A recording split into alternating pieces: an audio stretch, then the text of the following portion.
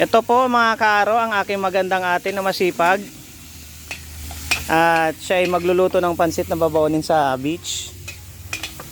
Hello po. At para naman matuwa naman siya kasi nagre-reklamo na siya na napapagod na daw siya, inaalipos na daw siya. Kailangan mo na rin. Hindi ka rin. Na ang pakiramdam niya ay isa lamang siyang aliping sa linggigi. Pero masipag naman yan basta may turutot lang. Kumbaga bawat utos mo sa kanya may isang sigarilyo, pwede na yan, goods na yan. Alam na dish. Oo.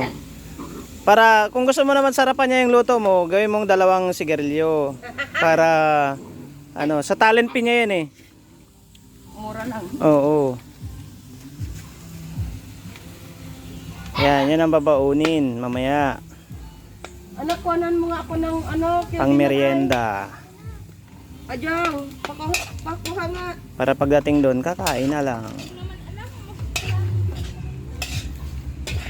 At ito naman po yung view ng aming lugar dito. Presko yan pagka tanghali. Pero pag gabi, tulad ko na nilalamok sa gabi. Kailangan ng mag-jacket, magpajama. Oh, 'di ba? Utang na naman ang isip ko. Oh. Ito mga kawayan dyan. Diyan kami kumukuha ng pang ano sakalan. Panggatong kapag walang panggatong. Kasi tulad dito, hindi uso ang shilin.